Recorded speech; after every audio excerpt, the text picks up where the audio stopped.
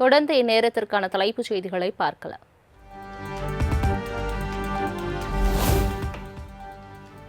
விவாகரத்து வழக்கில் video conference மூலம் ஆஜராக முதலமைச்சர் விஜய், சங்கீதா விடுத்த கோரிக்கை செங்கல்பட்டு நீதிமன்றத்தில் நிராகரிப்பு.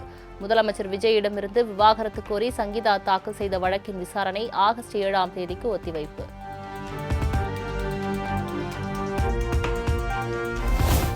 ஜூன் மாதத்திற்கான மகளிர் உரிமைத் தொகை வங்கி கணக்குகளில் வரவு வைப்பு. தமிழகத்தில் ஆட்சி மாற்றம் நடந்த பின்பு 2வது மாதமாக மகளிருக்கு கிடைத்தது 1000 ரூபாய்.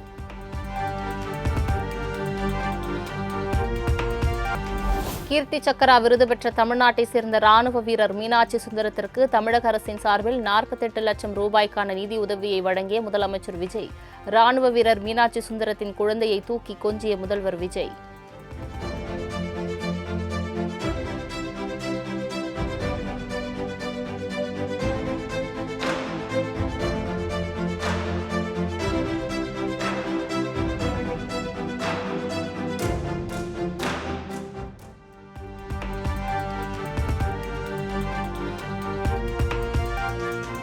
அதிமுக எம்எல்ஏக்கள் 4 பேரும் தாமாகவே முன்வந்து ராஜினாமா செய்ததாக சென்னை உயர்நீதிமன்றத்தில் தமிழக அரசு தகவல்.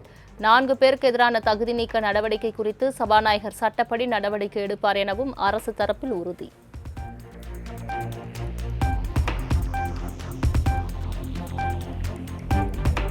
நான்கு சட்டமன்ற தொகுதிகளிலும் இடைத்தேர்தல் அறிவிக்க தடை விதிக்க சென்னை உயர்நீதிமன்றத்தில் அதிமுக தரப்பில் முறையீடு.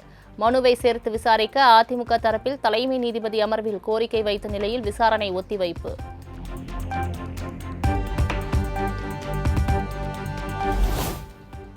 தேர்தல் தோல்வி குறித்து கள ஆய்வு அறிக்கையுடன் திமுக தலைவர் ஸ்டாலின் இல்லத்திற்கு 5வது நாளாக படையெடுக்கும் நிர்வாகிகள். ஈரோடு, நாமக்கல் மாவட்டங்களின் கள ஆய்வு அறிக்கை இன்று சமர்ப்பிப்பு. சென்னை மாநகராட்சிக்கு உட்பட்ட பகுதிகளில் பழுதடைந்த கட்டடங்களை மழை காலத்திற்கு முன்பே இடிக்க மாநகராட்சி நிர்வாகம் நடவடிக்கை. சென்னை மாநகராட்சியின் 200 வார்டுகளில் 337 கட்டிடங்கள் அடையாளம் காணப்பட்ட நிலையில் பருவமழை தொடங்குவதற்கு முன்பாகவே கட்டிடங்களை இடிக்கும் பணிகள் தீவிரம். தமிழக கேரள எல்லையான தென்காசி மாவட்டம் புளியரை சோதனைச் சாவடியில் நள்ளிரவில் திடீர் விசிட் அடித்த சுற்றுச்சூழல் மற்றும் காலநிலை மாற்றத்துறை அமைச்சர் ராஜு. கனிம வளங்கள் சட்டவிரோதமாக கேரளாவுக்கு எடுத்துச் செல்லப்படுவதாக தொடர் புகார்கள் வந்த நிலையில் அமைச்சரின் ஆய்வால் அதிகாரிகள் அதிர்ச்சி.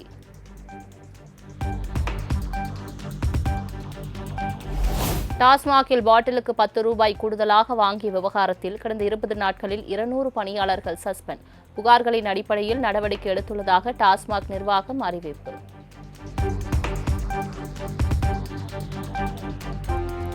மாற்றுக் கட்சிகளில் இருந்து 20,000க்கும் மேற்பட்டோர் தாவேகாவில் இணையும் நிகழ்ச்சியில் தாவேகாவினர் போலீசாரிடையே வாக்குவாதம். நிகழ்ச்சி தொடங்கி அரை மணி நேரத்திலேயே முக்கால்வாசி பேர் புறப்பட்டு சென்ற நிலையில் காலி சேர்கள் முன்பு தாவேக நிர்வாகிகள் முழக்கம். 5 வருட காலம் நான் பணியாற்றுகின்றேன். இரவு பகல் பாராமல் எந்த ஒரு நிகழ்ச்சியாக இருந்தாலும் சரி, உங்கள் வீட்டு மகளாக உங்கள் சகோதரியாகவும் இருந்து அயர்வில் இலக்காக கொண்டு செயல்பட்டார்.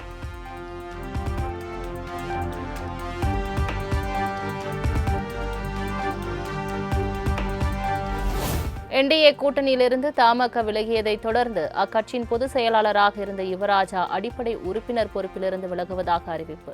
கட்சியிலிருந்து விலகினாலும் நன்றி, மரியாதை, விசுவாசத்துடனும் இருப்பதாக தெரிவித்த நிலையில் தமிழக வெற்றிக் கழகத்தில் இணையப் போவதாக தகவல்.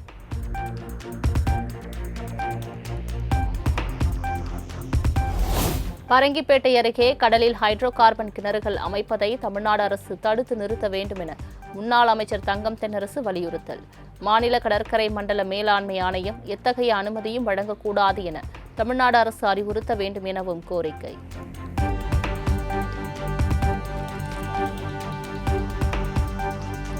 திருநெல்வேலி கூடங்குளம் அணுமின் நிலையத்தை முற்றுகையிட்டு ஏராளமானோர் போராட்டத்தில் ஈடுபட்டதால் பரபரப்பு.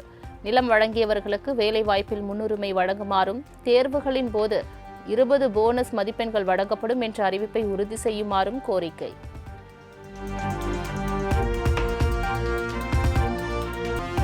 தமிழ்நாட்டில் 2 மாத மீன்பிடி தடைகாலம் முடிந்து கடலுக்கு சென்ற மீனவர்கள். டீசல் விலை உயர்வால் வாழ்வாதாரம் பாதிக்கப்படும் சூழல் உள்ளதாக வேதனை.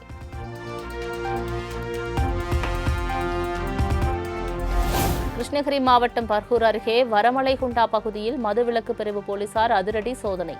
மலை பகுதிகளில் கள்ளச்சாராயம் நடத்தப்படுகிறதா, கஞ்சா உள்ளிட்ட பயிர்கள் பயிரிடப்படுகிறதா என தேடுதல் வேட்டை.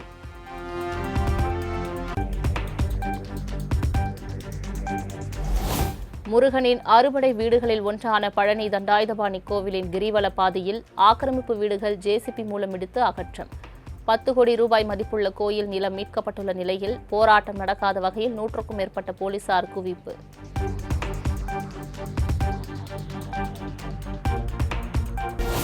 கன்னியாகுமரி மாவட்ட ஆட்சியர் அலுவலகத்தில் மனு அளிப்பதற்காக சென்ற கூலி தொழிலாளியை துரத்தி கடித்த தெருநாய். பொதுமக்களின் தொடர் குற்றச்சாட்டுகளின் அடிப்படையில் ஆட்சியர் அலுவலகம் அருகே சுற்றித் திரிந்த தெருநாய்களை பிடித்துச் சென்ற மாநகராட்சி ஊழியர்கள்.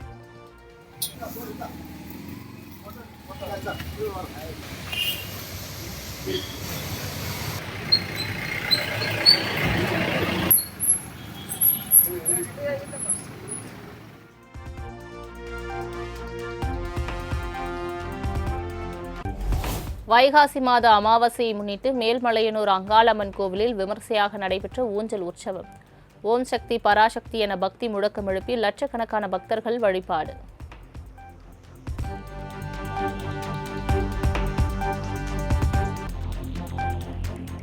திருச்சி, பெரம்பலூர், அரியலூர், நாமக்கல் மற்றும் சேலம் மாவட்டங்களில் இன்று பலத்த காற்றுடன் மழை பெய்யக்கூடும் என வானிலை ஆய்வு மையம் கணிப்பு. நாமக்கல், சேலம், திருச்சி, பெரம்பலூர் உள்ளிட்ட 9 மாவட்டங்களில் நாளை மிதமான மழை பெய்யக்கூடும் என தகவல்.